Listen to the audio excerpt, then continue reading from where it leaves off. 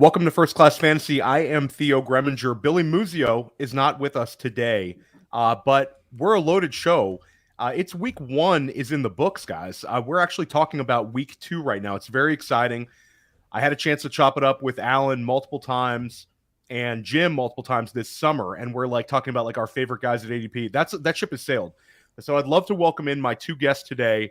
We have a RotoWire invasion here today. I have Alan Seslowsky and Jim Coventry, both of RotoWire. I love these guys. They're great guys. They have great content and a lot of really, really sharp, actionable takes. And that's the kind of stuff we want to bring you here on First Class Fantasy all season long. Alan, why don't you start us out? What are you doing during the season? Where can people find your work? Yeah, some of my takes in the offseason have been more like business class fantasy. They haven't quite been first class just yet, but I'm not ready to call them coach fantasy, Theo. Everyone can, if you're interested in any of the things that we talk about today and you have any questions on Twitter, on X, you can always follow me at Alan Seslowsky and then check out the RotoWire YouTube page. We're always putting up videos over there. A lot of them with you, Theo. A lot of them with Podfather comes on, and I'm very happy that Roto Underworld Player Profiler and RotoWire have formed a nice symbiotic content collaboration relationship. We're really Roto bros when it comes down to it. And Eskimo brothers, too. That's a whole nother show. Jim Coventry, welcome on. Jim and I have we've now podcasted on multiple shows. This is Jim's first stop on First Class Fantasy. Jim came into the GOAT District last year. That's how I first got to know you. Actually, I first got to know you when you had Billy Muzio on your show, or you went on his show and somehow you ended up singing Baby Shark, but it was DJ Shark. And after that, I'm like, Jim Coventry, this guy is sharp and he's funny. We need to chop it up more. Jim, welcome. Let everybody know where they can find your work. You really hit it hard during the season. Yeah, like my friend Alan Seslowsky said, just go to the X at Twitter, at Jim Coventry NFL. It's the hub for everything. I'll do threads all week. Like Alan says, they're not clickbait. They're deep dive analysis, give you actionable advice. RotoWire YouTube 5 days a week. We're on 11 a.m. Eastern. We have a start-sit show on Sunday. We give you the why, not the what. Basically, just go to Twitter. Jim Coventry NFL, we're good. Theo, say start-sit show 10 times fast. Start shits. There you go. It's over. You got me on the first one. Gosh, Alan, you're just a pro. So, guys, you're doing a lot of great stuff on Sirius Satellite Radio. Where can people find that, and what's going to be going on with that? Like, I know that you guys have a RotoWire going in there. Is that every single week? Is that a couple times a week? Yeah, if you have SiriusXM and you're riding around your car, sometimes you can't get to the game or whatever it is, RotoWire's on 4 times a week, Monday through Thursday, 8 to 10 p.m. You're a frequent guest on that show. So yes, I was on last night. Last night. Yeah, the producers always tell us when you go on, they're like, whoa, that guy is one of the best guests. And that's no BS. Both when you and Matt come on, they always comment. So, but then Jim and I specifically, if you like SiriusXM, Jim's on Saturdays 1 to 3 p.m. with Mario Puig. They do an excellent deep dive analysis. But Jim and myself, we do a show 9 a.m. on Sunday. We just get you ready for game day. We update you on all the Schefter, Ian Rappaport breaking news. We give analysis based on that, and we help you set your lineups by breaking down the games. That's a power hour, quick. It's over before you know it. Yeah, those Sunday morning shows, those are tough because you guys are both active players and you have a lot of lineups. So you're sitting there trying to give the people content, but you're also like low-key freaking out and having to change up your own lineup. So are you guys just jamming that stuff in during the commercial breaks? Have you trained yourself to like ignore it, be a pro, and then, after the show just kind of go nuts? Is that like, how am I reading this, Alan? And Jim? A lot of bookmark pages. Get to those bookmark lineup pages the day before. I note which lineups might have tweaks to make, and then I just go to those pages. There are some I know all these guys are active, they're healthy, so those are preset Saturday. The few that are left, I deal with those before kickoff Sunday. How many managed leagues are you in now, Theo? It's like Fight Club and the Mafia. You don't admit the existence of too many leagues, and you never ever reveal how many leagues you're in. I'm in quite a few leagues. I think in the legal sense, you could say more than several. You could say, a lot. Alan, I literally don't know, but waivers nearly broke me as a man. I do waivers. Most of them are due Wednesday. And I did waivers all Tuesday night. I did some waivers during the day Tuesday. And then yesterday I thought I was in a really good place, but of course it gets to be like 6 o'clock at night. And I'm like, oh my God, and I try to jam in as much as possible. And then I have, I read to my kids at night. I'm an active parent as well, so I have to allot that. And then I go on with you guys at 9:20, and I was right on time, but I wasn't early. So it's a little bit of that. So it's wild times, Alan, with the multiple leagues. I'm not going to lie. First class fantasy is like Tom Coughlin's meeting. If you're on time, you're 5 minutes. If you're not 5 minutes early, you're late, Theo. That's right. Well, anyway, we got to talk about week 1, and we got to get you ready to dominate week 2. We have a lot of actionable information to talk about, and we got to react to a lot of these guys. So stick with us. We're going to be back in 1 minute after a word from our sponsors.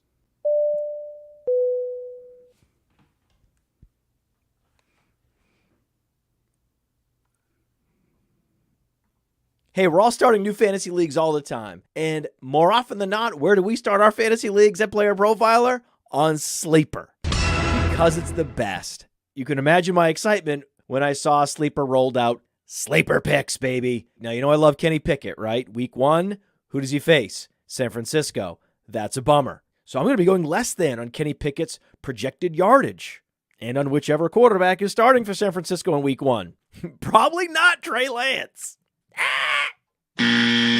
But then, who do the Steelers face in week 2? The Browns, right? We think the Browns are going to crank things up. So there, you can say, hey, Kenny Pickett, more than his projected passing yards. And you keep on correlating. Elijah Moore, more than. George Pickens, more than. And if you pick up to 8, that's how you 100x your payout on Sleeper. It's called the Hail Mary. So if you use promo code Underworld, you get a $100 instant deposit match. Check out Sleeper's terms and conditions for details. These Sleeper picks are live in over 25 states. Yeah, buddy.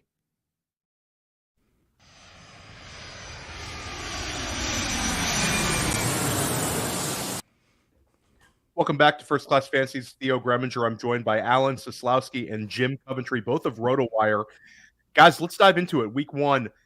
Who was the player or team or pretty much anything that you were most disappointed in? Let's start with Alan. Oh, disappointed in it would be the idea that Jim, myself, and you and everyone else told people to take quarterbacks in the second round. It did not work out, and it just because it happened last year does not mean it's going to happen this year. But here's the good news: even though Patrick Mahomes was Jim, like QB 11 on the week, something like that. That's his floor. The other guys, their floor was, oh my God, I can't believe I started them. At least with Patrick Mahomes, when it's bad, it ain't that bad. So the quarterbacks, if we redrafted today, Theo Gremminger, nobody would be taking them probably until the end of the third round, if even that.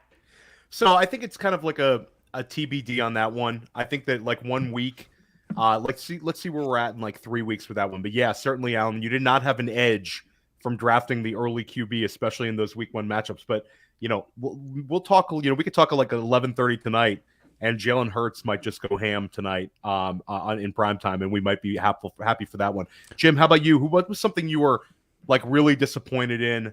Something that you were whether it was a team, it was a player, or a fantasy performance in general? It was the Seattle Seahawks. They were playing the Rams. I get it. They're divisional opponents. They see each other twice a year. But who besides Aaron Donald is on that defense? And you're coming in, and I know both offensive tackles got dinged up, but you've got Metcalf, you've got Lockett, you got JSN, you got Ken Walker, and Geno Smith for what it's worth. And they had no chance. Geno had less than 215 yards his last 3 regular season games last year. He may have turned into a pumpkin. This may be problematic. I don't know that he's recovering from this. And DK Metcalf, he does get his 47 yards. He scores, fortunately. But think about this.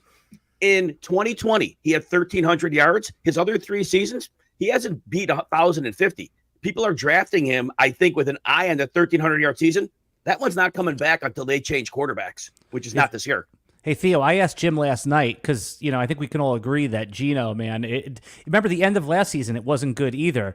Do you think, I'm asking you, Theo, do you think that Drew Lock makes a few non-injury related starts this year?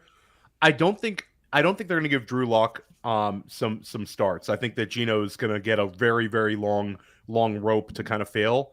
And I think they will win some games. They have a decent home field advantage and all that sort of thing. But yeah, there's a ton of concerns. And Jim, you bring up a very interesting point, because wide receivers got steamed up so high this year. And then you had this little kind of mini tier where it was the DK Metcalfs and the T. Higgins drafters were being drafted right next to Calvin Ridley. And I think a lot of people could wish that they would have gone back and traded some of those early DK Metcalf and T. Higgins picks simply for Calvin Ridley. You'd be feeling a lot better about your situation. But really absolutely a mess. And I'll say my biggest disappointment was for the New York Giants. I live on Long Island. Alan, you're a Long Island guy, and I'm not a Giants fan, but I know a lot of Giants fans. And I actually thought we were going to get somewhat of a competitive game, and it was about the least competitive NFL game you will ever see. They physically manhandled them. It was like University of Alabama playing like Florida Atlantic. And it was just a complete mismatch. And you don't usually see that sort of thing in the NFL where they couldn't do a single thing on offense against that Dallas defense. It was demoralizing for that Giants team. Incredibly tilting for Brian Dable, Daniel Jones et al. In week 2 to kind of get back on track. But what a mess and what a shocking result. How about something that was a positive for you that made you open your eyes and say, wow, this is great, whether it was a guy you selected or a guy that you or a team that you just weren't expecting and you said this is a fantastic thing? Start with Jim on this. So the thing that stunned me, I looked at the roster of the Indianapolis Colts this offseason. They carry more tight ends than wide receivers. They have a great offensive line if they get Nelson and Kelly playing back to where they were, and they did play well. But guess what they did? Almost full 11 personnel, 3 receiver sets. They completely went against their roster construction. And Anthony Richardson, I was expecting heavy personnel, RPO base. He was in the gun. He played almost entirely in the gun. And I think it had to have caught Jacksonville off guard. There's no way Jacksonville prepared for that game plan. But I don't know that the Colts are going to do anything different. To me, this may be what they're deciding to do. Now, they're going to have to add a receiver or 2 to their roster. You're not going to make it through a season with 4 receivers on your roster, playing 3 of them full time. Somebody's going to get hurt. So they got to think about that. But that was interesting. Now, Anthony Richardson puts up numbers, completes about 65% of his passes. The Michael Pittman touchdown, if you didn't see it, and I don't blame you if you didn't watch Jacksonville Indy, perfectly blocked screen pass. There were 2 amazing blocks. He almost went untouched into the end zone. So that was great. But that stunned me. Yeah, I was just going to add on. It's so funny that you picked that as your thing that stunned you, was because I just put in there that there wasn't a time in the 100 drafts that we all do that I either clicked on Michael Pittman or wanted to click on Michael Pittman. I was like forced to click on Michael Pittman. And man, did that pay off in week 1. And let's think about this for a second. He was like a 3rd round pick last year that the high stakers pushed up to like the end of round 2 at times. And then he comes and delivers. Okay, it could be fluky, but it happened. 11 targets is still 11 targets. And Anthony Richardson, I think by the consensus, played a little bit better than we thought he would as a passer. And man, if they're just going to, if Michael Pittman's going to get 9 targets a game, I'm going to take it. And if you picked him in the 6th, 7th round as I have to take him, you're like, wow. If we redrafted today, just based on 1 week, I know 1 week is not the season, but he would be a 4th or 5th round pick that you were excited to take. So I think that's the biggest one for me, is that like I wanted nothing to do with him, and now you're like, oh, you're running towards him. So that's the NFL. Quick ad. So Pittman goes 8 catches for 97 and a touchdown. Does anybody know when he caught his first pass? I'm guessing by your it was probably like the second half based on what you just said. Yeah. Yes, just the second half. And so in the first half, he was a ghost, and fantasy investors like, right call on Pittman. Second half, Alan Seslowsky's pointing up, wrong call on Pittman. Right. No, it's interesting. Like when you like really, I mean, you could play fantasy football by looking at the box score and do okay because it's so volatile. But like Jim said, when he rewatches every game and there is like a narrative that actually belongs to how the production was had, and that does make a difference. Shane Steichen gets it. And we see Anthony Richardson in his first start finds the end zone as a runner, which should surprise no one. But what I think was surprising to some was he had about a 65% completion rating. And defenses will adjust. People watch film. There's going to be games where a young quarterback is going to struggle as a passer. But that Jacksonville defense is not a slouch defense for you to be completing that level of passes. I think it's a very positive start. out of Anthony Richardson, and I think it's, again, they lost the game, but it's still some positives you can build on right there. And I think that if you have Anthony Richardson, you're feeling pretty good about things. He definitely looks the part, and he's head and shoulders above the performances from some of his, fellow rookie quarterbacks this past week. Theo Gremminger, we talked about this on the Sonic Truth podcast, but if we were doing a rookie draft, and Jim, I love Jim's dynasty takes, even though he doesn't play much dynasty, he's usually pretty spot on, which sometimes, by the way, is what you want. Someone that's not like in the dynasty bubble to make comments on this. But if we redrafted a rookie draft today, Anthony Richardson goes ahead of Bijan Robinson in Superflex drafts. That didn't happen over the summer. Am I right? No, it didn't happen, but I'm not really ready to capitulate to against Bijan. Bijan's the chosen one still, and we're going to see. It's not an anti-Bijan thing. It's not an anti-Bijan. It's a super flex quarterback that's going to be a first-round startup pick next year thing. Here's an interesting one for you, and we don't want to get too far off subject, but who would you rather roster right now in a dynasty league? Anthony Richardson or Justin Fields? Go ahead, Jim. That's a good question. You know what? Anthony Richardson, because Justin Fields, I've seen too much that's scary. I haven't seen anything scary in a regular season game from Anthony Richardson, 1 game sample, but there's that. It took Justin Fields a while to get going on an NFL football field. It took Anthony Richardson 1 game to give you fantasy success. Go ahead, Alan. Yeah, I was just going to say, it's like who's guaranteed more starts from here to the end of their career right now. Contract matters in the NFL. So I'll say for me that my most pleasant surprise, and I think the one that's not really being talked about by anybody, is the fact that Travis Etienne had 5 receptions in week 1. This is a guy who last year we were all pounding the table to get this receiving usage, and we looked at Travis Etienne as a guy who was kind of miscast as a between the tackles guy, gets 35 receptions last year. Calvin Ridley obviously stole the show. If you have Calvin Ridley, that was a fantastic pick. They are trying to utilize him as much as any wide receiver 1 in football besides Tyreek Hill right now and Justin Jefferson. But if you have Travis Etienne, you paid like a 4th-round draft pick for him. He could end up being a sneaky league winner. If Travis Etienne gets 65 receptions, which I think is possible, if he even gets 50+, you're looking at a real positive from last year. And I think that was, for me, I was just really excited for anywhere I drafted Travis Etienne to see that early use. What are you guys' thoughts on the Jacksonville offense? I just want, Jim, when you saw Tank Bigsby, he did not look like he was ready to play in the NFL, right?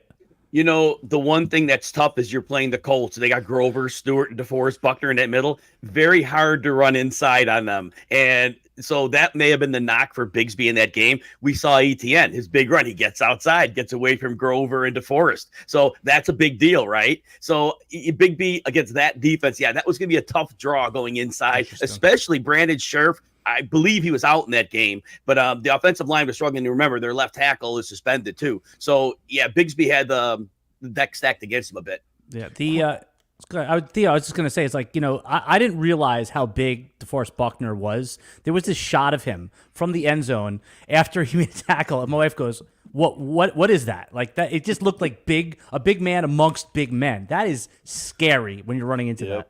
DeForest Buckner's a beast. We got a question in the chat. Evan Forbes wants to know our thoughts on Kirk Cousins tonight. Last year, there was the absolute beatdown. Philadelphia took it to Minnesota. Tonight, they have a chance to kind of right some wrongs. I know Minnesota has an injury to, I believe, their center tonight. So they're down an interior lineman. And that interior line for Philly is looking pretty good, Jim. They got some dudes. Yeah, it's going to be rotational, and it's a short week. Jalen Carter showed well when he played. But here's the thing. That defense is going through a complete overhaul up the middle, and that's where they were weak last year. They bring in Kobe Dean, who was there last year, but he starts here. He's injured. He's out. Their safety play, Reed Blankenship, got some starts last year for Marcus Hutz. He's out. And last week, what we saw New England do, pound the middle of the field. Quick stuff, get it out, make the pass rush a non-factor. Well, last week, if you saw the Bucks against the Vikings, Justin Jefferson in the middle of the field all day long. They're going to attack the middle of the field. And if Kirk Cousins doesn't have that implosion game, hey, the narrative about the primetime game is there. He hasn't had many big ones there. But just from X's and O's, they attack like they did last week. Middle. He could be successful even with center Garrett Bradbury out in this one. He had asked me that last night on the radio, Theo. He said, do you think that Kirk Cousins' primetime game, that he doesn't play well in primetime games is a real thing? It's like, it's hard to believe it. It's like believing in ghosts, but it keeps happening. Alan, do you believe in ghosts? I do. Okay, well, that's for another show, guys. Guys, Yes. I want to ask you guys about Kyren Williams. We talked about him last night on Sirius Satellite Radio, and you asked me my opinion. My opinion is I'm very bullish about the situation. This is a guy who has the reputation as a pass catcher. That's kind of when he's coming out of Notre Dame. That's what people thought that he could do at a high level at the NFL field is catch passes. We saw an incredible usage in game one. We saw him find the end zone twice. He was running well ahead of Cam Akers. It can't even be disputed. The first half, he completely dominated touches. Where are you at on Kyren Williams, guys? Is he a must start in week 2? Jim? I got to give a little breakdown because this is really important. The film on this one tells all. Look, Kyren Williams has a role, all right? When Akers was in the game, Seattle went directly to their base, and they actually overloaded it as well. They were attacking Cam Akers. Akers, for the most part, gave, a yard and a half a carry. It was terrible, but he had no room. Immediately when Kyren Williams went in the game, which was often passing situations or hurry up, because they were doing hurry up on some drives. Well, what happened was Seattle backed that people out immediately. They didn't respect the run when Williams was in the game. So Williams' big run, it comes against dime defense. They were sitting back. Now, one of the red zone touchdowns that Williams has, it came because the Rams didn't want Seattle to sub out their personnel. So they left like the passing offense on the field in the red zone. So he gets a touchdown there. Now, Akers, like I said, he was getting pounded by the pressure that they were sending. But overall, when Akers was on the field 35% of the time, he touched the ball 22 of those times. So he was touching the ball. Now, Kyren Williams, like I said, if they're getting blown out, and they will in a lot of games, that defense is bad, his role could be very substantial. But even if here's going to be the problem for the Rams. They're tipping their plays off now because when Williams is on the field, they're looking to attack through the air, even though Williams will get some carries. And when Akers is on the field, they're looking to run. And if McVay doesn't want to tip things off, he's going to have to make a decision. But like you say, for right now, it's a downgrade for Akers. It's an upgrade for Williams. But much is to be determined in that San Francisco game this week. We're going to learn a lot about the Rams because they looked rejuvenated, and now they have to play maybe the best team in football in San Francisco. We're going to touch on San Francisco soon enough. But Alan, how are you treating Kyren Williams? Oh, yeah. For fantasy football, it's an easy call for me. It's Kyren Williams. I mean, Jim just said it. Like, they're going to load up the box when they see Cam Akers. And Kyren Williams, even if he can't make any, can't shake anybody, guy can catch passes. He had 42 grabs in college. I mean, he was the RB3 in this class coming out of Notre Dame. The only reason he fell because he tested horribly. But, as we see, sometimes it doesn't translate exactly. The team wanted to make Kyren Williams a part of the game plan last year and a major part of the team. But it just, he got injured. So... and now we're seeing it early this season. Probably if we had to rethink our take after week 1, sometimes week 1 does tell you what it's going to be like. It's probably a split where depending on game script, depending on what's there, Sean McVay is still one of the sharpest coaches. He'll be able to figure out which back to use. You're going to see games where Kyren Williams is like 70-30 with the touches, and then it could be the other way other days. So I would take Kyren Williams just because of the pass catching upside. Yeah, no, I'm with you on that completely. I actually, this is not like a flex, but I did draft a ton of Kyren Williams because he was one of these handcuffs that was basically free. You got him in like the 18th round. So I have a ton of Kyren Williams. I saw him go for some very big bids in some leagues where he was available, but for the most part, he was drafted in a lot of these kind of sharper leagues. So I can attest to this because I went to my NFFC, the ones that you're in, and I went to go pick up. I was like, wait, refresh. Oh, he's on a roster. He was it's Theo. Yeah, that's right. That's right. Both leagues. And it helps because a lot of those teams I was drafting were very wide receiver heavy. So I'm hoping also that he's a running back too. Guys, 2 players that a lot of people had to make decisions on the waiver wire this week were Justice Hill and Gus Edwards. If you had to pick a Baltimore running back that you could roster for the rest of the season, who would it be? Would it be Justice Hill, Gus Edwards, and we'll throw Allen's favorite, Melvin Gordon in the mix. Right. Just like when we talk about drafting, like, oh, I like this guy at his ADP. I like Melvin Gordon at his $0 price for the waiver wire because I don't love Justice Hill. I think, I'm just going to anticipate. I'm not going to do any spoilers, but I think that Jim's not going to like Justice Hill. I think he's going to like the other guy. But it's like neither one of them you're really excited to start. You start them if you need somebody. So when it all clears out, I mean, again, if you have roster space, a lot of us play in leagues that only have 5 bench spots, you're not going to be able to put Melvin Gordon. You probably even can't fit Allen Robinson, who's a popular pickup this week. But if you're in the NFFC and Melvin Gordon is sitting out there, or you're in an 8-bench league, right? A lot of people now, they have larger benches. I like just putting the $0 player on there, seeing what sorts out, and I'm okay being wrong on one of the other 2 running backs. I went with some Justice Hill. I talked about this with you guys on Sirius. I think Justice Hill is more dynamic than Gus. Justice Hill, I think, was going to have a better role last year than he got hurt. He had a very good preseason. Harbaugh seems to like him. I think that they look at Gus Edwards kind of like he is what he is. He's a guy that's going to be able to absorb contact. He's a grinder. He gets first downs here and there. But you saw Justice Hill get the goal line carries. I have zero hope for Melvin Gordon. A shout out to Permar in the chat. He mentions Keaton Mitchell, who I do think is interesting. He's on the IR. Yeah. But when he comes back, this could be a guy in the second half of the year. Keaton Mitchell is somewhat dynamic. I think League Billy winner. Billy Muzio, I think, referred to him as like a homeless man's Devon A. Chain or something like that at one point this summer.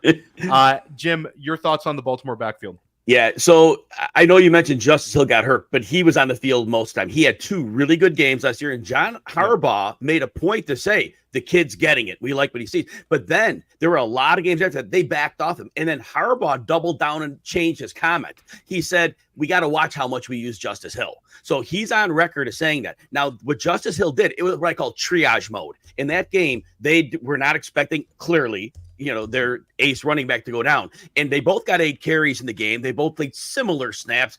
Justice Hill 30% to 23 for Edwards. But here was the thing. Hill punches into 2 touchdowns and we're excited. Honestly, if they're game planning for a game, John Harbaugh has let us know that's not Justice Hill's job. Gus Edwards is a beast. 5 yards per carry every season of his career, including last year when he was coming off an ACL and he missed time. He still looked like the same guy. And they're going to run 3 receiver sets this year. That was like the big case for Dobbins. And Gus Edwards is a powerful, decisive runner. And when they're grinding out leads, and the Ravens, right now they're banged up, they're going to have leads. It's not Justice Hill who's going to grind up. But you're right, Theo. If they have to throw to their running back, and with Todd Monken, they might. Justice Hill could see those catches. So I think you're on to something there. But in terms of a base game plan, and if they want Lamar throwing the ball, and it looks like Zay Flowers is their screen pass guy anyway, so I wonder how much the receiver, the running back's going to be used there. Gus Edwards is going to get carries, and he is going to have yardage, and he's scoring touchdowns. But again, I see the side of Justice Hill. I just side with Edwards. Theo, real quick, it is like crazy how many line of scrimmage passes that Zay Flowers got. That is a bad sign for the screen passes to the running backs. But here's the other thing. I want to just state for the record, I like Gus Edwards more than Melvin Gordon, but I just don't want to have to pay 15, 20%.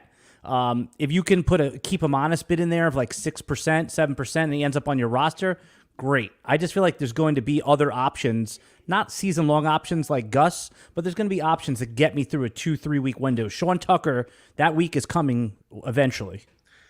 Rapid fire, because most people are going to be listening to this podcast on Friday or Saturday, but we are recording on Thursday. If you have DeAndre Swift or Rashad Penny, are you cramming one of them into your lineup tonight? And if so, which one? Start with Jim. I have to say DeAndre Swift because he was active last week. He's going to be active this week, and at least I could bank on that right now. I don't know what Rashad Penny's role is. Boston Scott could snake him for carries even because it must be a vision thing. They're not putting him on the field. He's healthy. I don't get it. He must not get something. Yeah, I agree with you. I'm going to start DeAndre Swift in a league or two, and I'm going to start him over a couple of guys who are viable fantasy candidates because if I'm not starting DeAndre Swift tonight, then when am I ever starting him? What's the point? And I think that he's going to have a decent game. I don't think anything great. I'll say he finishes like around running back 20 on the week, but he does enough to get you through. Alan, your thought, are you going to cram one of them in your lineup or not? It's funny. I don't think he's going to finish as running back 20. I think he's either going to finish as like running back like 9 or running back like 38. Like I don't think like there's like a median outcome for him. Like he's either going to go well or they're going to put him down right away. So that said, obviously DeAndre Swift, you got to figure that's the higher upside guy. With Rashad Penny, I got to see it. You know, they could even activate him and not play a snap. So at least Jim said it all. At least you know he's going to play. Every year we have offenses that really surprise us. Last year, Seattle came out and played very well. You had a number of other teams that did it on a higher level, but like of the lower drafted teams, New England had pretty much everybody besides Ramondre Stevenson was being drafted like free. And then the end of the offseason happens and people start drafting Zeke Elliott round 13, round 14, nothing crazy. So you have all these little free pieces, and they come out in game 1 against a pretty fearsome Philadelphia defense, and their offense hangs. It's a very, very competitive ball game. Mac Jones has the most pass attempts in the entire NFL with 52 pass attempts. And we have positive fantasy performances from Kendrick Bourne, Hunter Henry, and we're kind of feeling good about this New England offense. I think this week against Miami, we could actually have a pretty high-scoring game. Is this a, hey, let's be excited about Bill O'Brien here? Or is this a, let's really cool the Jets? This was game 1, and our defenses are going to adjust. Jim, your thoughts? So I mentioned earlier when we're handicapping the Minnesota and Philadelphia game tonight about the middle of the field and the turnover for the Eagles. Bill Belichick and Bill O'Brien, they had 2 weeks to plan for the game, and they knew this is a team last year you could attack in the middle. They knew the personnel turnover in the middle, and that's what they did. 13 targets to running back. Kendrick Bourne, most of his routes were over the middle. Hunter Henry, obviously, is the seam stretch tight end. Not some seam stretch. I shouldn't say seam stretch. He's the inline who could go into the route, and those, they kept pounding it. And then they would take their shots outside after they peppered the defense in. This is game plan specific. This coaching staff knew exactly where to attack the Eagles because you didn't want to go after Slay and Bradbury. Now, Bradbury got hurt at one point, which was different, but that was the whole game plan. This is week to week. Good luck projecting that going forward, though. But I do think, Jimmy, will you at least kind of capitulate that it's maybe going to be a little bit more pass-heavy offense than a lot of people anticipated? And at the end of the day, if you just have a lot of pass attempts, there's going to be, it might not be exciting fantasy points, but you're going to get some fantasy points out of an offense that's going to throw the ball a ton. You are correct on that, Theo, because the RPO base scheme that Bill O'Brien ran with Mac Jones in college, they will have run out of that, but the receivers they have, and Kayshon Booth, he had no points. He stepped out of bounds on 2 catches, but he looks like he's a thing there as well. And so there are plenty of options. This is going to be a spread the wealth offense, but you're right. They're going to throw the ball, and Mac Jones may be way better than we think. Yeah, he's sneaky right now. Alan, your thoughts on New England? Yeah, no, Mac Jones, I mean, if you go back to his rookie year, he threw over 500 times, and I know YPA is not like a perfect stat, but it's pretty good measurement of how good a quarterback is. He was about 7.3, 13th in the league. I mean, better than Jalen Hurts that year, better than a bunch of guys. I'm throwing last year out. These quarterbacks get like the mulligan year. This is Trevor Lawrence's rookie year, Mac Jones' sophomore year. So I'm very optimistic. And Kendrick Bourne, right? He was always like a very unassuming player that was proactively signed by New England. So they wanted him, and then the whole offense collapsed last year. And then even go back to like Hunter Henry. Remember when he was on the Chargers? Everybody liked Hunter Henry for fantasy football. And then last year, everything collapsed. So Hunter Henry, man, I mean, they threw to him 6 times, and it was all like contested catches, but he came away with it. Mac Jones trusts him. I went and got Hunter. I picked up Hunter Henry in leagues where I already had 2 okay tight ends. I'm thrilled to start him. And by the way, even in like a dynasty league today, I was able to package some things and get Mac Jones from somebody who thinks like, maybe it was just one game. It's sometimes you have to go where you think like where the puck is going type of thing, rather than. So I am very optimistic. Probably won't be 50 passes, guys, as you said, and maybe game plan specific, but I'm starting Kendrick Bourne in leagues where I start 3 receivers this week. And I added a ton of Mac Jones. I think that he was, again, guys, we're talking about fab leagues. Mac Jones was super, super cheap, and there's all this passing volume.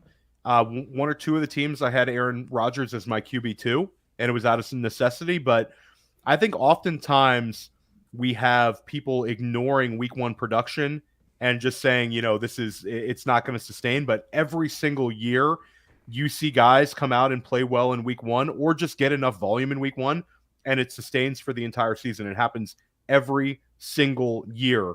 And I think that week one's the most important amount of information we get since probably the NFL draft about where people are at with their team. Want to take one question in the chat. Mac Jones or Geno Smith this week? Who you starting? Start with Jim. I'm going Mac Jones. Look, Miami is going to be tough because Vic Fangio's defense, it adjusted way quicker than I thought. But what it did was it took away everything downfield and it forced the underneath passing. Well, guess what? That's what the Patriots want to do. So Vic Fangio's defense will just really play to the strengths of what New England's doing. So, yeah, I'm going with Mac Jones there. Detroit, with those, they're going to be facing Seattle without their tackles. They're going to be bringing some pressure. Geno's in trouble here. There's a song called Return of the Mac. And if you're under 30, you're going to want to check it out because it's a banger. Return of the Mac.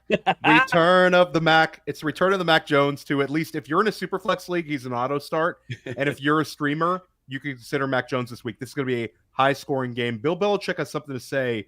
I think Miami wins the game. Miami's in a great spot, but I think Bill Belichick's going to go hard. And I think Bill O'Brien's got a lot to prove right now. Alan, your thoughts, Mac Jones or Geno Smith this week? I thought you were going to take the question that says, do these guys, are they related to Joe Pisapia? So I thought that was the question we were going to take. All right. Yeah, I mean, Mac Jones, say what you want about Bill O'Brien when he was a head coach. Deshaun Watson played pretty well, right? I mean, those were his golden years. He's getting back to that now.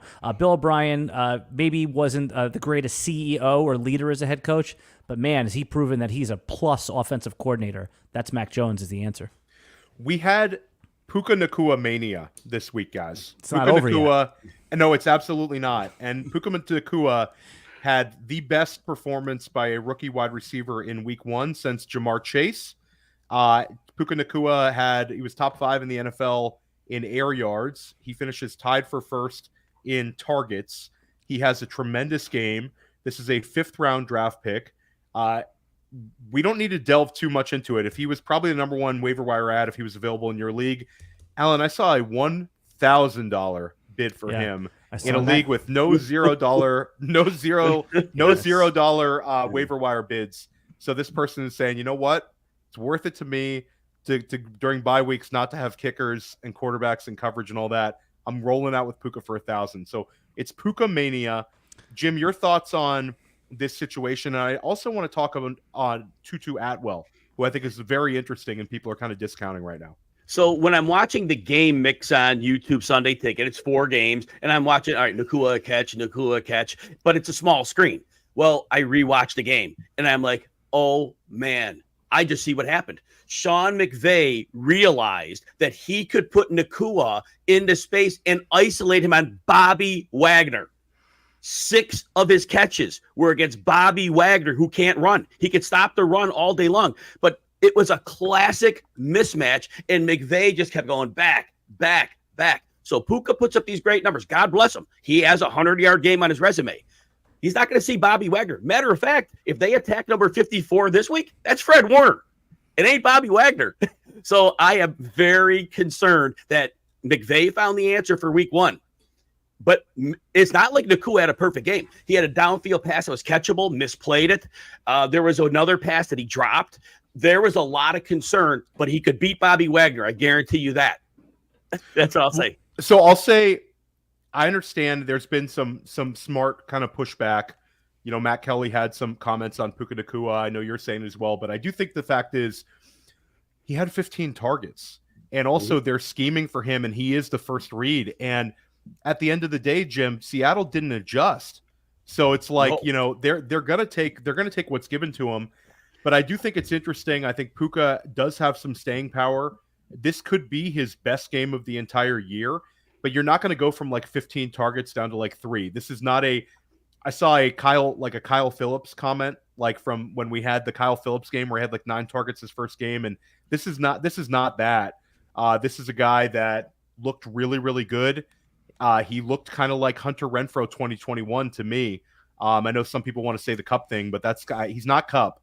But I think like we've seen these random seasons from these guys who can win in the slot, kind of like Hunter Renfrow. And I kind of see it with Nacua. I don't think he's going to finish with wide receiver 1, but I think he's the kind of guy that you're going to consider in your lineup. At least you're going to put him in your lineup every week until Kupp comes back. And then when Kupp comes back, I still think he's a consideration. Alan, your thoughts? Yeah, I mean, Jim laid out the case of why he went nuclear. And I think that anybody you'd said that spends $1,000 or even $35 or $40 on him has the wrong idea what you bought here. What you bought is a depth wide receiver. I mean, let's say he goes 6 for 58 this week and he gets you 11.5 PPR points. That's a win. I mean, is there a chance? Do you remember Travis Fulgham, the guy on the Philadelphia Eagles? But you got like 4 starts out of Travis Fulgham. Well, that's what I was going to say. Yeah. You got a month out of him. What if for the next 5 weeks are crazy? It's like, I don't think that, and if that's how you want to spend your fab, that's fine.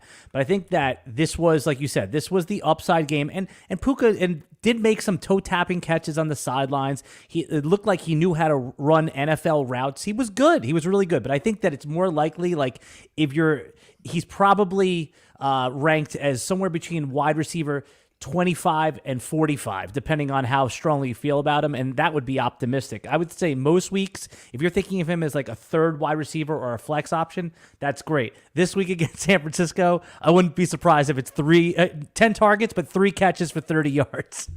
I'll say what's also funny is, we don't want to get too dynasty focused, but if you're a dynasty manager, you're not surprised by like Puka Nacua becoming a thing, because he was like the favorite for Jax Falcone, our friend Scott Bullinger, Jax Falcone, who does the Undrafted podcast, talked about him all summer long. Ray Garvin talked about him all summer long.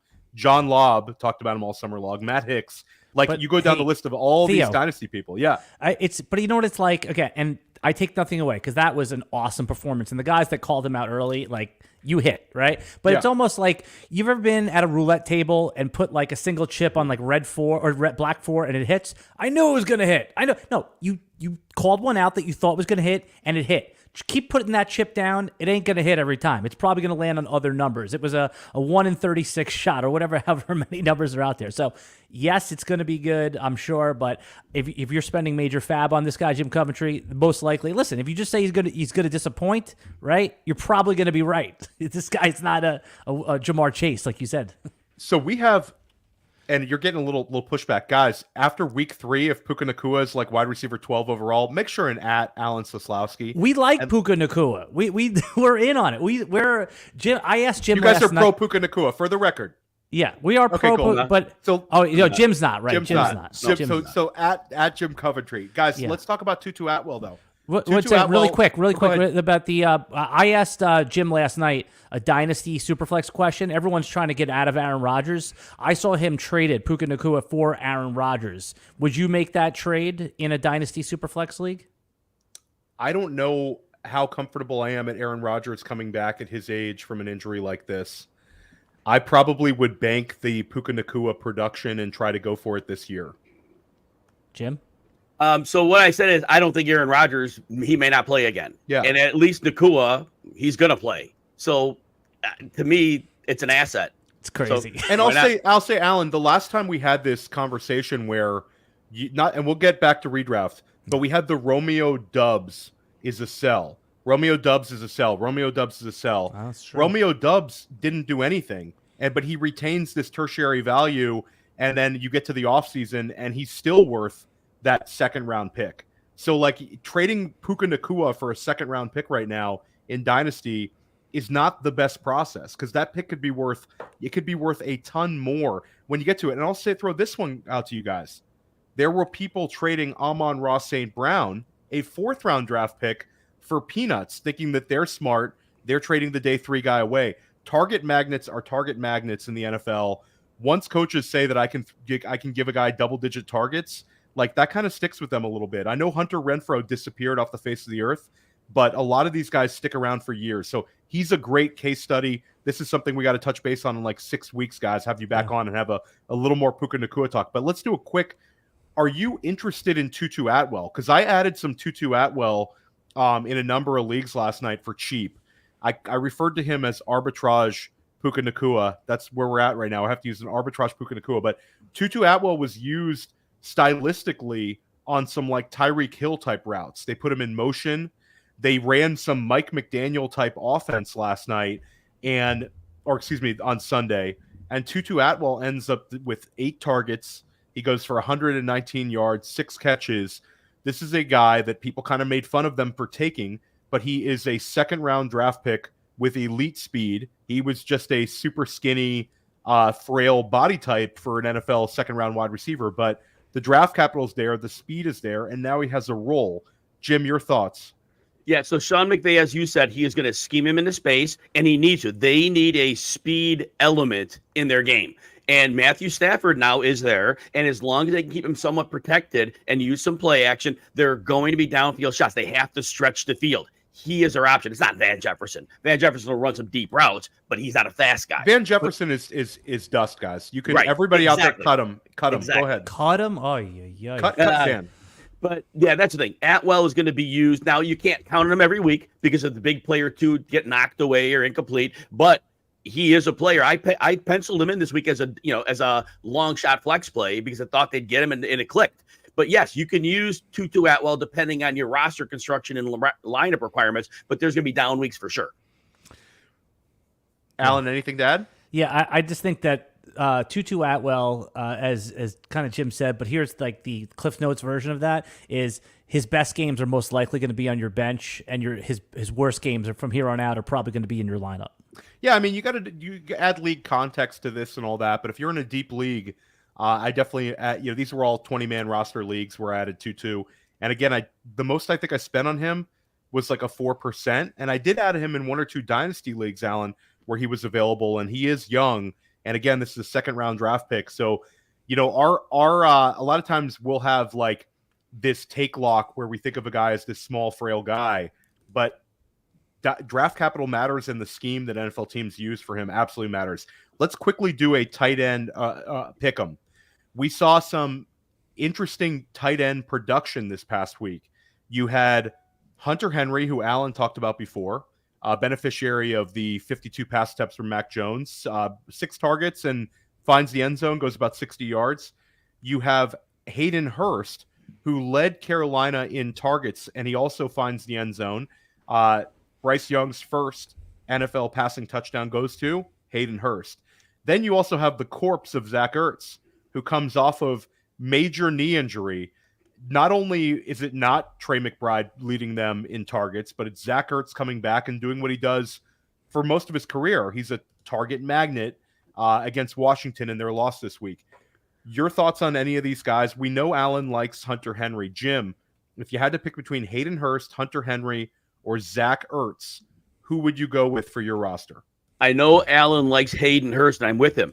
Rookie quarterbacks don't always go to the tight end. It's like C.J. Stroud, not going to happen. He loves his outs, his receivers. He's going to throw to Collins, and he's going to throw to Robert Woods. But Bryce Young, yeah, he's going to be a middle-of-the-field guy. I already saw it in game 1. He's looking to the middle of the field, and that's going to be where Hayden Hurst is, and that big body is going to be his friend. So the numbers won't be eye-popping, but give me some Hayden Hurst there.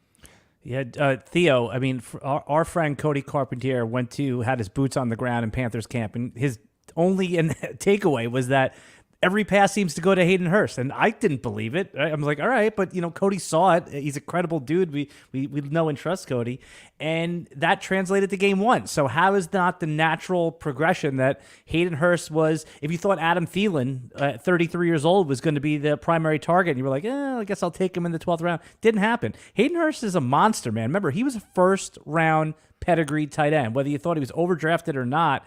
And even last year when he was on Cincinnati, people were drafting him like, oh, this is a good late round guy. Now he's the primary target.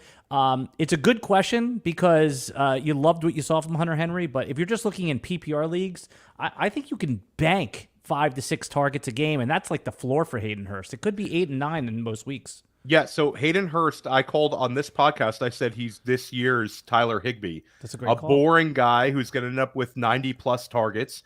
Hayden Hurst last year in Cincinnati, he had 70-plus targets.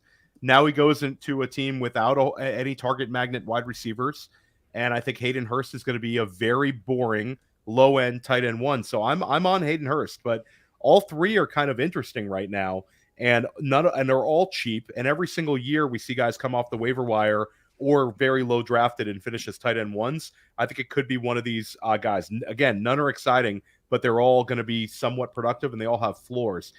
Let's talk Theo, about Hayden Hurst or Dallas Goedert. You got to start one of them in your lineup this week. Dallas Goedert tonight, guys. Squeaky wheel gets the grease. Dallas Goedert, 17 points, catches a touchdown pass. That's my bold call. And Zach Ertz, I love Zach Ertz, but he couldn't run last year. 5th percentile yards after the catch. He certainly can't run after an ACL. He catches 6 passes. Trey McBride out-yardages him on 2 catches. He beat him 23-21. Ertz can't. They've got to figure that out in Arizona. They got to say, look, we love you, Zach. We're paying you, but McBride is a better option right now. They're going to have to figure it out. Jim, do you think that they're maybe showcasing Zach Ertz for a trade since they're, quote, in tank mode? I could see that. Totally could see that. That's some 4D chess right there by Alan Seslowsky. I love the call. Guys, let's talk about something that is exciting. Miami goes into L.A. Tua Tagovailoa has a 450-yard passing game. He's now second all-time in Miami for 450-yard passing games in his short career. Tyreek Hill looked incredible. Looks like the kind of guy who's going to go for something like 2,000 yards receiving. And last year, Tyreek Hill has the most targets of his entire career, and he only had 7 touchdown catches. Starts the season off with 2 touchdown catches. It's like the Tyreek Hill show. But what an impressive performance by Miami. How bullish are you on them as a team, let alone fantasy football? Because we see Cincinnati start with a loss. We see Kansas City start with a loss. Those Buffalo Bills. Miami Dolphins are sitting there at 1-0. Chance to go 2-0 this week. Jim, your thoughts on this team, Mike McDaniel, this offense?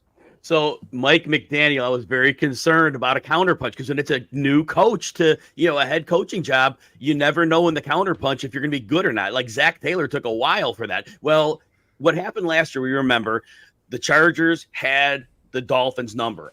Tua definitely was under like 180 yards in that game. It was like 10 for 28 passing. He was terrible. And they knew how to press the receivers, throw the timing off, underplay the receivers. Well, the counterpunch came. And it came hard. And here was the counterpunch. So last year, Tyreek Hill would run motion all the way across the field. Well, that gave the defense time. They knew it was coming. They could stack players and set it up. What they did this year, they put him as a pseudo tight end slot receiver. They motioned him to the same side of the field. No time to adjust. They gave him a head of steam, almost CFL style, right? And he's out there in the route. You can't stop it. But now teams have seen this. Now, Tyreek Hill's going to have an amazing season. Let's not go anywhere away from that. But that counterpunch, nobody saw that coming. We'll see what coaches do because Miami was back and forth last year. So they're going to be great. They're going to be fine. But there's going to be some bumps along the road. They're going to have to keep figuring things out. It was gimmicky, but man, I don't know how you stop it, but somebody will figure out something. And Alan, like Tua Tagovailoa, he goes up against his fellow draft classmate and Justin Herbert, who was one of these quarterbacks that we were pushing up this year. Tua, you could have sat back and drafted around quarterback 8, and the difference between quarterback 8 and quarterback 7 was pretty large. So your thoughts on Tua, how good he looked? Can he sustain, top 5 quarterback production? Yeah, the only reason Tua was pushed back into the double-digit rounds or round 9, depending on what you were, is because there's that one knockout punch risk, right? Like if Tua gets a concussion, nobody is going to expect him to come back based on the very graphic concussions, multiple that he had last year. So if Tua did not have this concussion history, he would have been up there, I'm sure, right in the Trevor Lawrence range. I mean, after, he was projected to have this major season based on what he had already done. So that's still a risk. Just because it didn't happen in week 1 doesn't. This is Tua's upside. We love that, and we love the weaponry. By the way, Patrick Mahomes has to be sitting there after the receiver games that he had going, Jesus, we couldn't figure this thing out. It's like crazy. Yeah. And also Tyreek Hill, man, it's like the guy keeps getting better with age. I know he came out and said he wanted to have a 2,000-yard season, and we all kind of chuckled. Like it's in play here, right? It's totally in play. And I'm rooting for Miami. I love this. And if you took Tyreek Hill at pick 3 in your draft after the big 2 receivers are up the board, you are happy. I mean, Christian McCaffrey so far was a good pick, but man, if we redrafted today, Tyreek Hill's pick 2 right after Justin Jefferson. Tyreek Hill might be pick 1. Yes. Sure. Like he's right there. It's incredible. I completely agree with you. He's such a technician. I think when he first came in the league, people thought of him as this incredible speed guy, and he's still got the wheels, but he kills you on routes. You cannot defend him. He's an incredible player. We're lucky to see Tyreek Hill in his prime every Sunday. It makes Sundays better when Tyreek Hill goes nuts. Quick question in the chat. Round the horn. Who do you start this week? DJ Moore, George Pickens, or Treylon Burks? Pick two. I will go George Pickens, and I'm going to go Treylon Burks because it sounds like DeAndre Hopkins might miss this week. It's very, very tough decision, though. Where you at, Jim? Pick two. I'm going to go with Pickens, but I'm also going to go with DJ Moore. Carlton Davis, it's probably here's a toe injury. He's missed practice, but I saw last week that Minnesota attacked them in the middle of the field, and they were very vulnerable, and they with multiple receivers. It wasn't just Justin Jefferson. It was KJ Osborne in the middle of the field, Jordan Addison. I think the Bears, and I can't trust their coaching staff for much, but if they get DJ Moore in the middle of the field, there's no Sean Murphy bunting. He's gone. He's with the Titans now. That middle of the field is going to be open, and they have no answer for him. I don't think there. Alan. This is like F, marry, kill, right? You yes. have to, you have to marry two of them, and you have to murder one. Well, you F one, you marry one, and the other one you get rid of. Yeah. So you marry George Pickens. Right. Well, I'm gonna F George Pickens. Like he's the hot one so here. you put F before marry on this scale. Oh yeah, effing is effing's way more fun than marriage. There you go. There you go. Come on. Yeah. So I'm gonna F George Pickens. I'm gonna marry Treylon Burks here. Okay, meaning like, all right, good long-term partner, solid. I could rely on him, especially if DeAndre Hopkins out. And DJ Moore, no seriousness, he's in show-me mode for me. Like, I need to see it again before I put him back in my lineup. And what Jim said, it makes it very appealing from a game script and matchup perspective. And but I just need to see it. He's out of my immediate circle of trust right now. Guys, Brandon Aiyuk went nuts this past week. San Francisco looked like maybe the best team in football. They completely manhandled Pittsburgh in Pittsburgh, a game that we thought could have been competitive. Again, Christian McCaffrey goes nuts. Deebo Samuel had his moments. George Pickens was healthy and played the game. But the story of the game passing-wise was Brock Purdy found Brandon Aiyuk for 2 touchdowns. Brandon Aiyuk looked absolutely unstoppable. This was a guy that was drafted right around the wide receiver 2 line. You got a pretty good value on Brandon Aiyuk in drafts. Is this Brandon Aiyuk's special season? I mean, the guy was wide receiver 15 last year, Jim. Do you think he's going to finish inside of the top 10 wide receivers? And does he outscore Deebo Samuel this year again? I think he could outscore Deebo Samuel because Deebo Samuel was less than 9 touches a game last year. And my concern is they're not going to be able to bump that number up. And if they don't, that's going to be problematic. So Aiyuk could outscore him.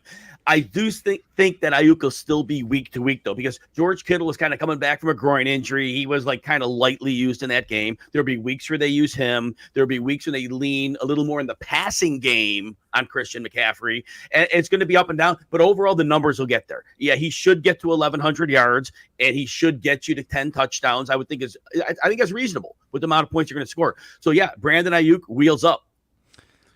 I never understood these guys' ADP every year. It's so weird, right? Deebo gets overdrafted, Aiyuk gets underdrafted. They're both going to be flip-flopping weeks, but I think it's pretty clear at this point. Brandon Aiyuk is the wide receiver one, and Deebo Samuel is this all-around great weapon that they're going to use. So Deebo's going to have those blow-up weeks. If I'm in a vacuum right now and I could have one player, I want Aiyuk because especially in 3 receiver leagues. But I wouldn't be surprised if there's some 5 for 48 weeks with Aiyuk and Deebo is just 2 rushing touchdowns. So long term though, and for the rest of the season, if we redrafted today, I think these guys would go back to back depending on your flavor. Yeah, give me Aiyuk. I'm on the Aiyuk train. I think he's a stud. I like Deebo. I think Deebo would actually have the most contingent value if Christian McCaffrey misses some time. And I do think with the quality of the San Francisco team overall, they're going to be very cautious with Christian McCaffrey. This is a team that might be the 1 seed in the NFC. So it's not a matter of Christian McCaffrey sustaining some big injury. It might be they get to midseason and they want to kind of pace him. If he has anything little nagging, they might hold him out a game or two just so they have him fresh for the playoffs because this is a team that can win the Super Bowl. And if McCaffrey misses, Deebo Samuel has the most rushing attempts of any wide receiver in football for the past 2 years. I think he would be really, really fun if McCaffrey misses. Hey, guys, why didn't they use Elijah Mitchell at all in this game? I was not expecting that at all. I'm telling people to drop him, but that could be a mistake. I'm just curious This was a Elijah Mitchell game script, if there ever was one, and they kept riding the hot hand. I don't know, man. I think Kyle Shanahan might have been really tilting, and they really just put it on him. And McCaffrey was running so pure that you just kept running like with the hot hand. And funny things happen on the road too. I think sometimes NFL coaches don't trust a 3-score lead as much when you're on the road versus at home. So I don't know. It's hard to get inside Kyle Shanahan's head on a lot of things. But Jim, any want to try that one out? Yeah, I mean, going in from a game plan standpoint, Pittsburgh is normally lights out against the run, and there's transition in the offensive line. We know that McGlinchey's gone. Daniel Brunskill, who wasn't great, is gone. So a lot, and Kittle may have been not 100%. So my thought is getting McCaffrey involved, you're using different types of runs for him. I think maybe from a game plan standpoint, they weren't looking at this as a game where Mitchell's types of runs would have been the ones they wanted to use, and they may just have not altered that on the fly when they had the lead. I just, it's like the Kawhi Leonard thing in basketball. That was all. It's like load manage this guy a little bit, I mean, fantasy managers need him after Halloween. Let's go, a few carries. I also think it's funny. You hear all offseason about what NFL teams want to do. And hey, we want to run at this quarterback less. We want to mix in different backs. But then when it's the actual game, they go right back to their priors and they just can't get away from it. They all want to keep their jobs. And they all want to score a ton of points. And things happen in the like the middle of the action kind of deal. Guys, I want to talk about Zay Flowers. We talked about a little bit about how he's the new screen pass guy in Baltimore, but what an unbelievable performance for him. He has 11 touches his first game in the league. He looks every bit a star. I saw some people on Twitter just call him a gadget guy. I don't see that. I think he's dynamic. He makes people miss in space, and he's the kind of guy that they're scheming to get the ball to. I actually think his role is going to pick up a little bit after the loss of J.K. Dobbins. Jim, is Zay Flowers the next rookie wide receiver that's going to finish inside the wide receiver 2 line? Theo, it was interesting when I did my scouting research on him. I pointed out that he runs great routes at all levels, sets up cornerbacks well, and a good separation. We saw that. But I also noted he wasn't a very physical player. And he got away in college with a lot of screen passes. He was like heavy screen. And it was kind of like a role that worked for him. Well, now with one game out in the NFL, coaches are going to do the breakdown on the tape. They're going to say, we got to jam this guy. We got to get our hands on him and disrupt his timing at the beginning of the route. Even on the screens, you get somebody up and press him. And it might not work. Zay Flowers may be good enough. But again, they just the Ravens game plan what he did great in college and used it in game one, and it might work, but I am worried there's going to be a league reaction to that and what is going to be his counterpunch. But he has a lot of talent. So, if you're betting on him, keep rolling him. Alan? Yeah, Zay Flowers, I mean, the way we thought of him, like it was automatically like in like rookie season, right? It was, oh no, he's the last guy picked. So he must be the last guy that's good, right? I mean, this is the same treatment that Jahan Dotson got when he came out, right? He was like, oh, he's small, but he's just good at football. He has like a factor back. Like all the beat writer reports were Zay Flowers is the wide receiver 1 on this team. Yeah, sure. Odell Beckham got the contract, and we saw that play out in week 1. This is a player that the Ravens were excited to get.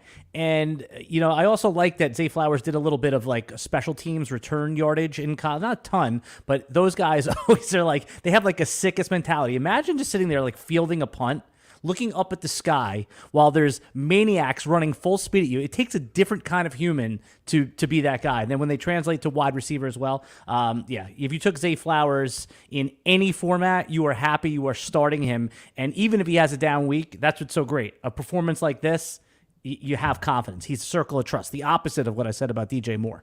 Yeah, no, I love Zay Flowers. I totally trust him. I'm plugging him in as many lineups as I can. And I think it's going to be a really fun season. And guys, Zay Flowers or Mike Williams this week? I mean, who disappointed? Zay Flowers. Right, Jim? Zay Flowers. You agree? I'm going to go Mike Williams because Fangio took away the downfield passing lanes, and the Chargers took what they gave them. All right. They're going to get Mike Williams involved. He's a pivotal part of that offense. It's like fantasy law that if you ever bench Mike Williams, that's the game where he goes for like 125 and 2 touchdowns too. So the fantasy gods do not like when you bench him. You have to take the L's just so you can get rewarded with the big games. But guys, we're at an hour and 5 minutes. We have a lot of questions we're not going to get to because this has been too great. The chat has been really lit. I want to answer a couple questions in the chat. One question I see is half point PPR.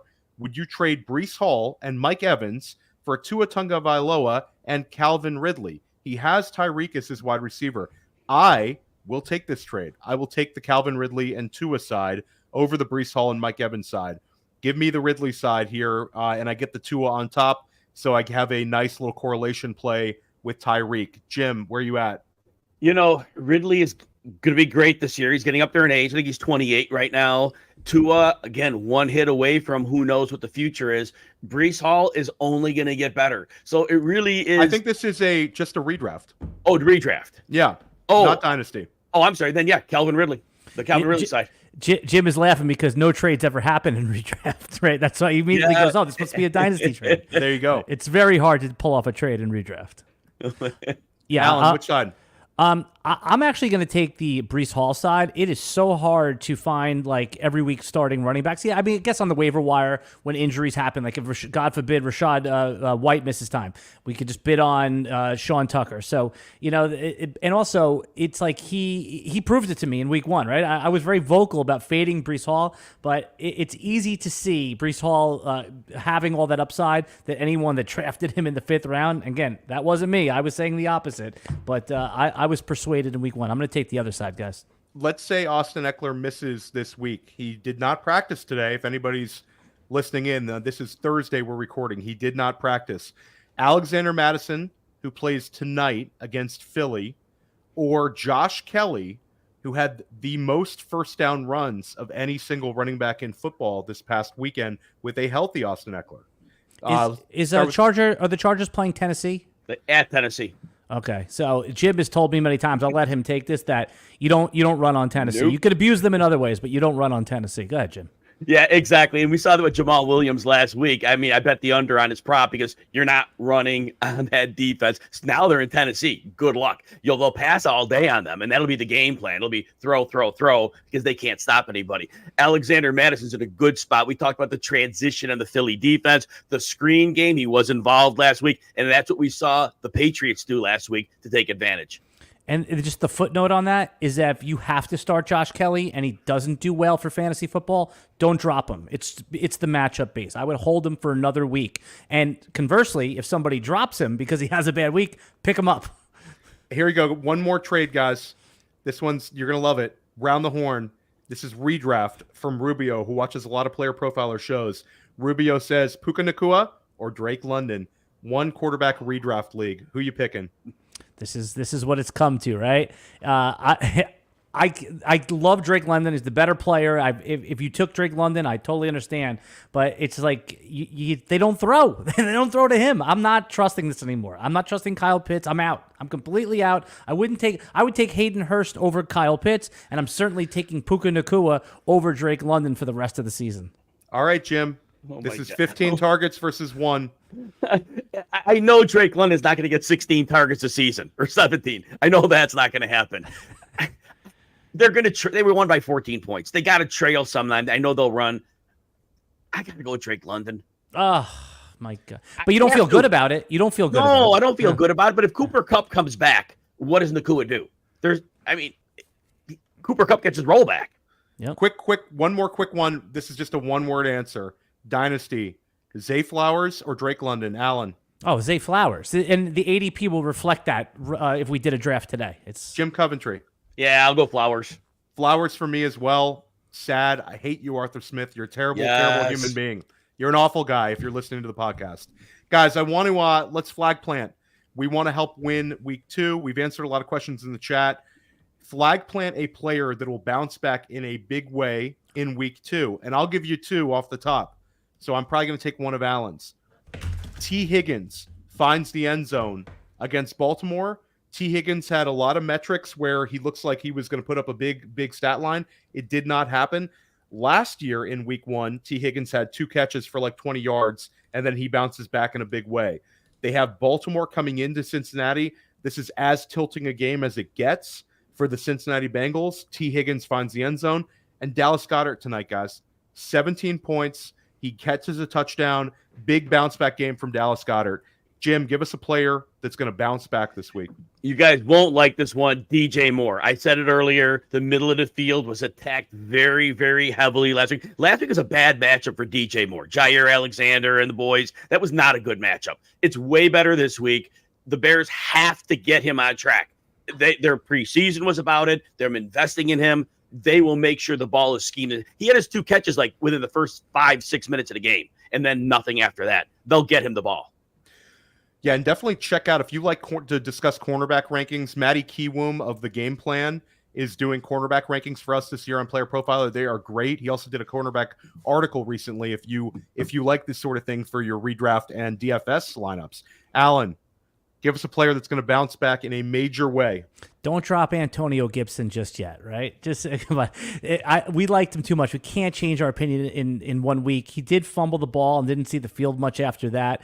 I like Antonio Gibson's chances to catch 6 to 7 passes against Denver, and then we'll be back. I almost dropped him. I'll admit, I almost did it for the hot pickup. I'm giving it one more week. Only 25 years old, and he was going to be part of the game plan. We like Brian Robinson. He's good, but Sam Howell, he's going to few dump-offs this week. I'm in on Antonio Gibson, bounce back. Hey, quick ad.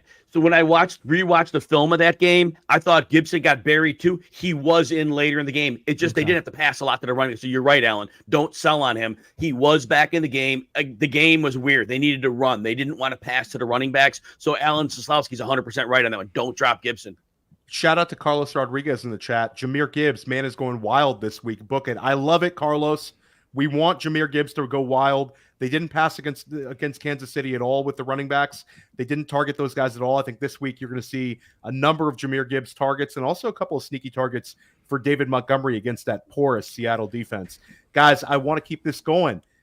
What is a player that you are stashing this week? Maybe a player that you think will be a waiver wire ad a week from now that might pop this week. I'm going to go deep, pretty deep, not that deep. I have Nico Collins on a lot of teams, and he had a nice usage week 1. But I think that this week, Tank Dell is going to get an opportunity. The coaching staff is talking about getting him the ball.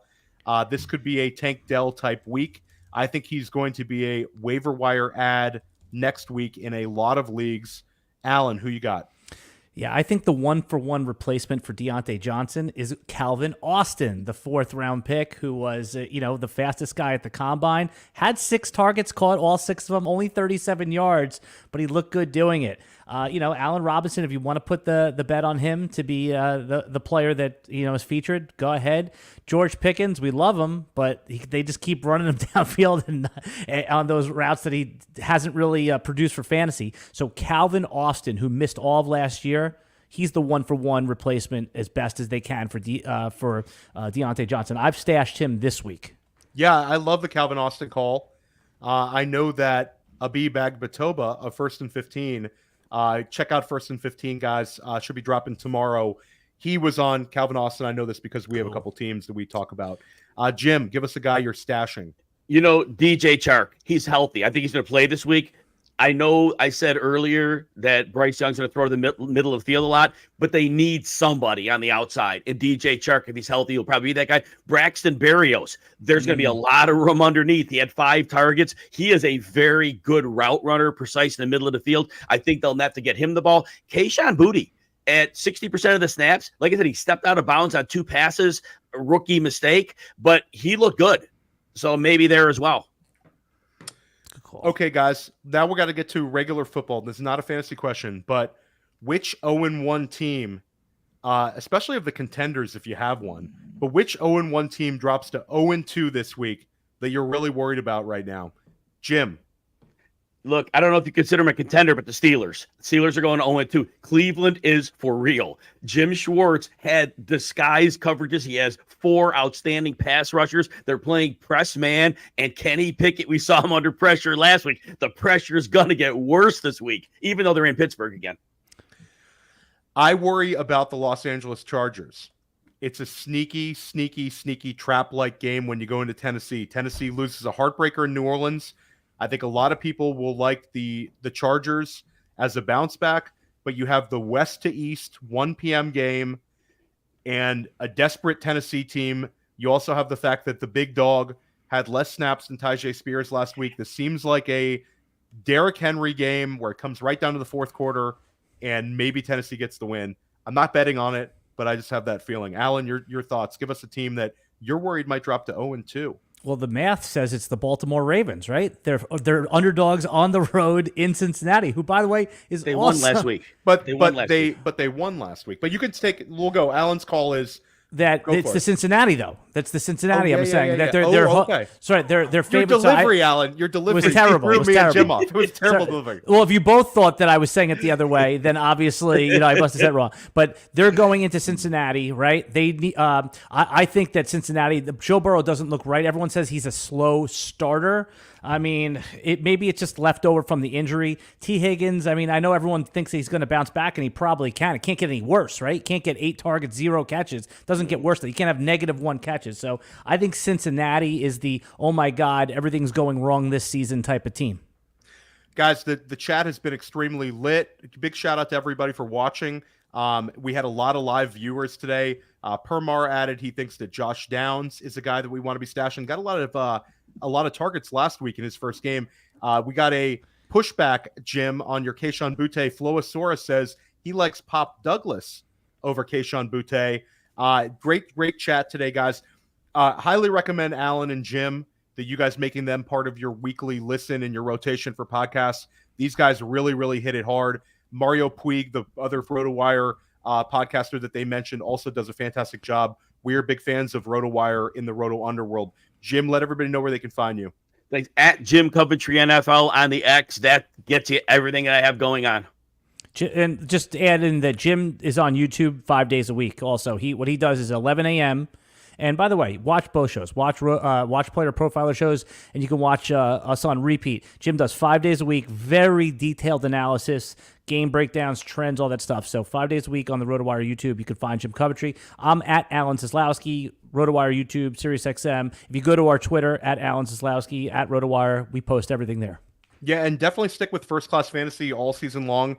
Thursdays at 3:30 almost every single week. On Thursdays, we'll have a couple of shows that might have to bump to Wednesdays because of the schedule. But we had a lot of people watching during the summer. Billy and I, we really built this show up.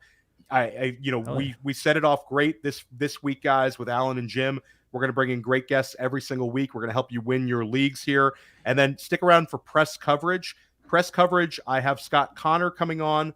That show is going to be at 4 o'clock tomorrow on Friday. Again, press coverage tomorrow, 4 o'clock on Friday afternoon. Everybody enjoy the game tonight. We're Theo, back. Wait. Somebody gave you a super chat. Someone tipped you. You better answer their question. Ramsey Bolton. Oh, let me see. You better give him a feature. Ramsey, that was very generous of you to tip Theo. So here you go. Oh, thank you. Thank you so much, Ramsey Bolton. Yeah, I was not a big fan of you on Game of Thrones, but I am a fan of you putting some money in the Put his question up. He deserves his question answered. Okay. Ramsey Bolton, league mate, just dropped Drake London. Should I pick him up and drop Sutton? He's my weakest wide receiver, and despite week 1 panic, London is wide receiver 1. I would find a way to keep both of them on my team because I don't want to drop Cortland Sutton, who found the end zone last week and looks like he's got a weekly role. This is a tough one, Ramsey. We need more roster context. I'll say this, Ramsey, shoot me a DM on Twitter. I'll answer your question there at the OG Fantasy. Happy to go a little deeper on this question, but we got to get these guys out of here. We would love to have you guys back on when Billy Muzio's around. Everybody enjoy the rest of your afternoon. Enjoy the Minnesota-Philadelphia game tonight. Football is back. We are bringing the heat in the Roto Underworld every single day. All these shows we've got going, we're going to do it all season long, guys. Take care. Hey, I want to take a moment to thank you for tuning in. It's important to me that all of our media be free. This is only possible because of you allowing a true independent sports media enterprise to thrive unlike any other in the business. So please subscribe to the All In Package to continue to make all of this possible, to ensure that all of our stats, information, data, content is available to you, especially you, the people that get the site and get the show.